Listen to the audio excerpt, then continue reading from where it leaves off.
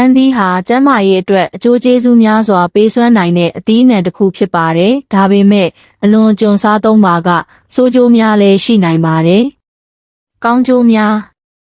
အာဟာရဓာတ်ကြွယ်ဝခြင်းပန်းသီးမှာဗီတာမင်စီအမြင့်ဓာတ်ပိုတက်ဆီယမ်နဲ့အန်တီအောက်ဆီဒင့်များစွာပါဝင်ပါတယ်။နှလုံးကျန်းမာရေးကိုကောင်းမွန်စေခြင်းပန်းသီးမှာပါဝင်တဲ့အမြင့်ဓာတ်နဲ့အန်တီအောက်ဆီဒင့်တွေဟာကိုလက်စရောကိုလျှော့ချပေးပြီးနှလုံးရောဂါဖြစ်နိုင်ခြေကိုလျှော့ချပေးပါတယ်။အစာခြေစနစ်ကိုကောင်းမွန်စေခြင်းပန်းသီးမှာပါဝင်တဲ့အမြင့်ဓာတ်ဟာအစာခြေစနစ်ကိုကောင်းမွန်စေပြီးဝမ်းချုပ်ခြင်းကိုကာကွယ်ပေးပါတယ်။ကိုယ်လေးချိန်ကိုထိန်းညှိပေးခြင်းပန်းသီးမှာကယ်လိုရီနည်းပြီးအမြင့်ဓာတ်များတာကြောင့်ကိုယ်လေးချိန်ကိုထိန်းညှိပေးရမှာအထောက်အကူဖြစ်ပါတယ်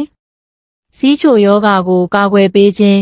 ပန်းသီးမှာပါဝင်တဲ့အမြင့်ဓာတ်ဟာသွေးတွင်းတကြားဓာတ်ကိုထိန်းညှိပေးပြီးဆီးချိုယောဂါဖြစ်နိုင်ခြေကိုလျှော့ချပေးပါတယ်။ကင်ဆာယောဂါကိုကာကွယ်ပေးခြင်းပန်းသီးမှာပါဝင်တဲ့အန်တီအောက်ဆီဒင့်တွေဟာကင်ဆာဆဲတွေရဲ့ကြီးထွားမှုကိုတားဆီးပေးပါတယ်။အုံနောက်ကျန်းမာရေးကိုကောင်းမွန်စေခြင်းပန်းသီးမှာပါဝင်တဲ့အန်တီအောက်ဆီဒင့်တွေဟာအုံနောက်ဆဲတွေကိုပျက်စီးခြင်းမှကာကွယ်ပေးပြီးမှတ်ဉာဏ်ကိုကောင်းမွန်စေပါတယ်။ဆိုးကျိုးများ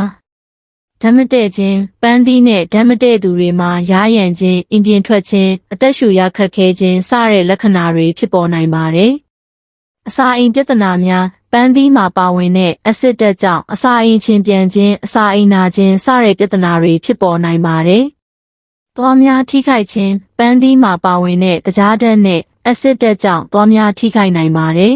။အဆိပ်အတောက်ဖြစ်စေခြင်းပန်းသီးအဆိပ်တွေမှာဆိုင်ယာနိုက်ပါဝင်တာကြောင့်အများပြားစားသုံးပါကအဆိပ်အတောက်ဖြစ်စေနိုင်ပါတယ်။အကြံပြုချက်ပန်းသီးကိုအလွန်ကြုံမစားသုံးသင့်ပါတနေ့လျင်ပန်းသီးတစ်လုံးကနေနှလုံးခန့်သာစားသုံးသင့်ပါတယ်။ပန်းသီးကိုမစားသုံးခင်မှာတေချာစွာဆေးကြောသင့်ပါတယ်။ပန်းသီးအဆိပ်တွေကိုမစားသင့်ပါ။ပန်းသီးနဲ့ဓာတ်မတည့်သူတွေနဲ့အစာအိမ်ပြဿနာရှိသူတွေဟာပန်းသီးကိုရှောင်ကျဉ်သင့်ပါတယ်။